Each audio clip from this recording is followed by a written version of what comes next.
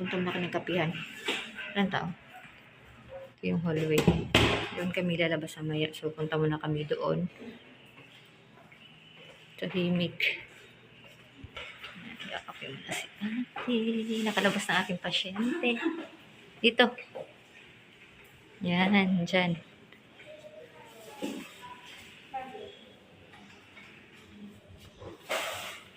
Buhatin mo.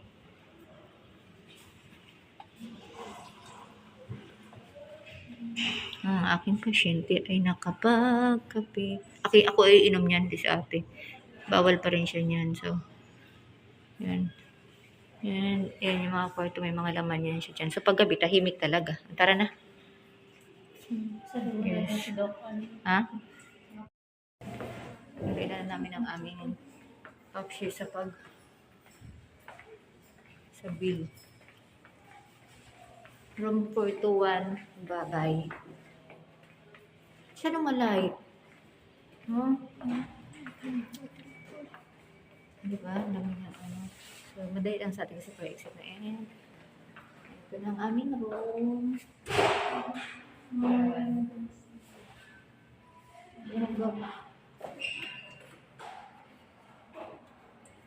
Ayan siya. Chirudin.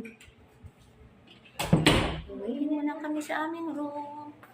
Magkakape muna. Si ate nag-almusal na. Paano ko sana kainin na lang yung arroz caldo ni ate? Kasi nga medyo nagutom na ako. Alam, binigay niya, binalik niya na doon. Hindi ko na nakain. Grabe nagkikilay nung. Labalik ka siya sa kamo. Pala ni ate ay naka-elevate ng ganyan kasi yung sobrang pagbagsak ng kanyang dugo ng 80/50 and 50/80, kailangan lahat ng dugo niya sa paa ay mapunta doon sa ulo. Mas dapat mas kasi sobra na yung hilo na nararamdaman niya. And hanggang sa na-discharge kami, hindi na talaga pwedeng ibalik muna. Kasi hanggang ngayon ay low blood pa siya. Kaya gumagalaw yung tali. Nandyan yung aso. Ayun, yan.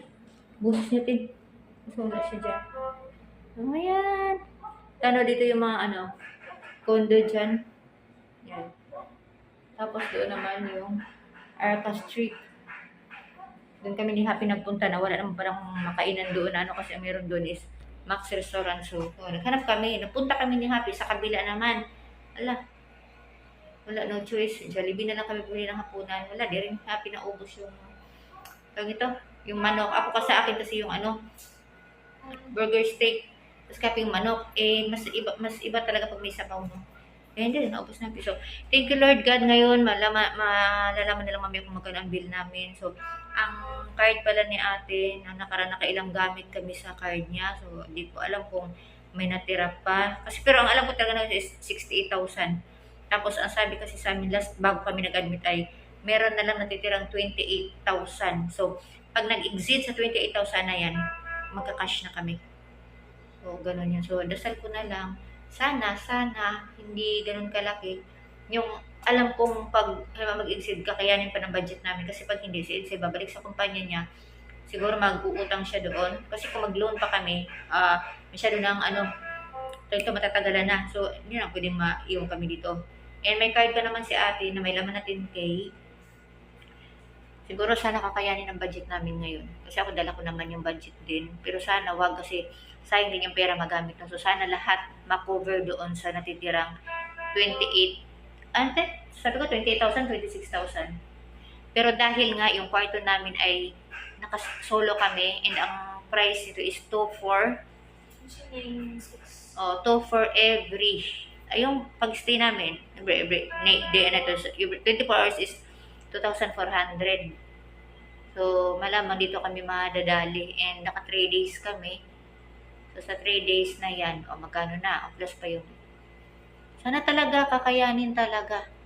And thank you Lord God kasi hindi na nakapag-inom si ate ng tawa-tawa kasi dapat ngayon naka-schedule ako pupunta kami sa may Tierra Santa Banda doon sa may pinagjajagingan dahil sabi ni Joby meron daw doong tawa-tawa so hindi na ako nakakuha. And sabi ko rin kay Edsel, bumili siya ng durian dahil lahat ng turo sa akin sa Facebook na mga nakakabuti. Alam ko na naman kasi okay lang yun dahil prutas, mga herbal.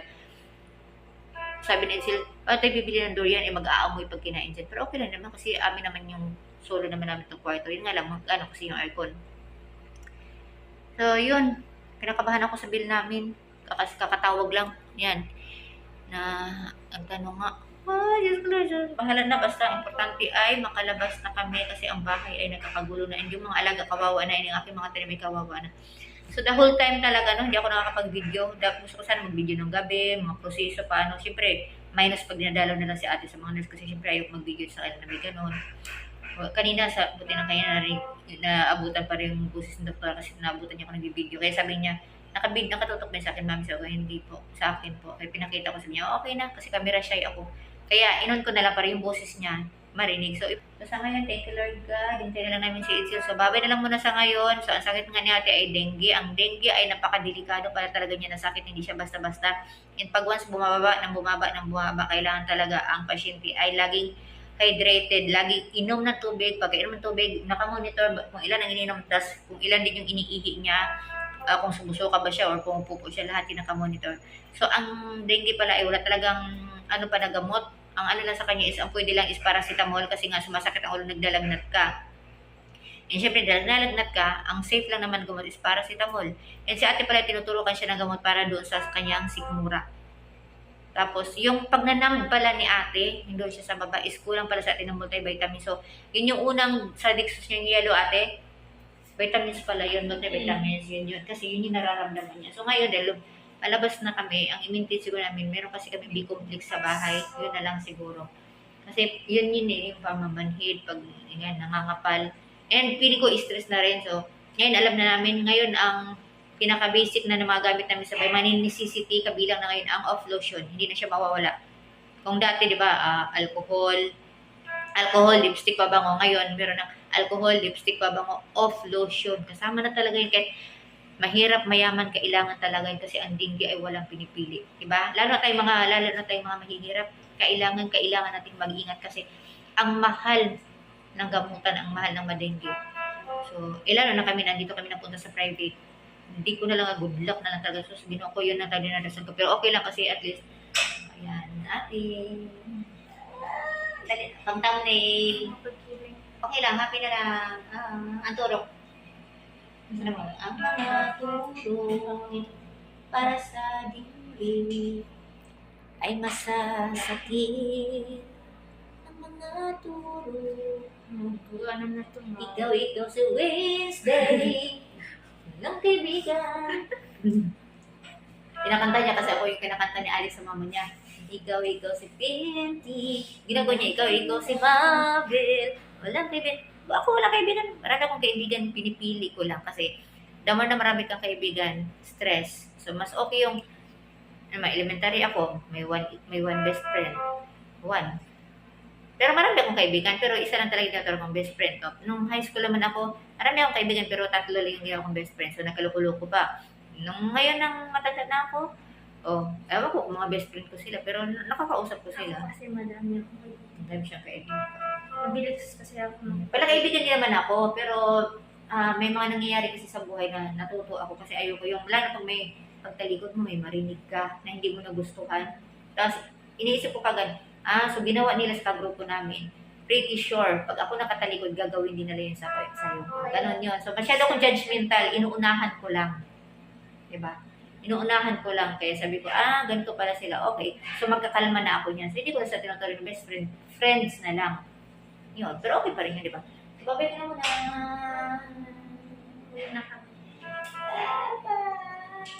Ang thumbnail. Picture tayo.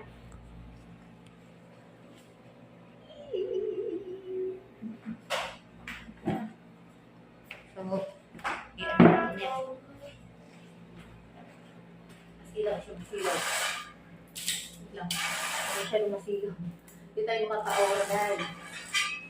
Aura tayo na. Okay, go. Yan.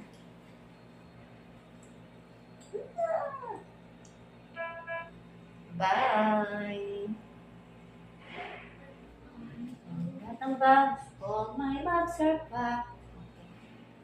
Joke lang, subabi na, yun ha, ingat tayo, ingat talaga tayo sa dengue dahil ang dengue ay nakakadinggoy ng pera talaga, masyado siya magastos. And yun na nga, diba, sana narinig yung sabi ng doktora, pag once na dengue ka, possible pa, and hindi talaga possible, as in talaga, mauulit pa yan ng kami 3 times vaccine may for papalay stages na yan. So, at aralin niyo rin kasi kay Doc Willie, nandoon din yan dahil kami ni ate pinapanood talaga namin yan. So, yun lang, mag-ingat sa dengue. Kami, maglilinis kami. May mga in-order na pala kami, mga pang anti-mosquito, repellent, mga ganyan-ganyan. Kasi may mga alaga din kasi kami, so parang hindi rin sila makagat. Ayun, excited na ako ngayon kasi si Orange, kukutuhan ko pa uli yun. Tapos na-miss na talaga ako ng mga alaga namin. So, bye-bye sa ngayon. I-update ko na lang kung magkano magiging bill namin dito. So, maraming salamat. Bye-bye.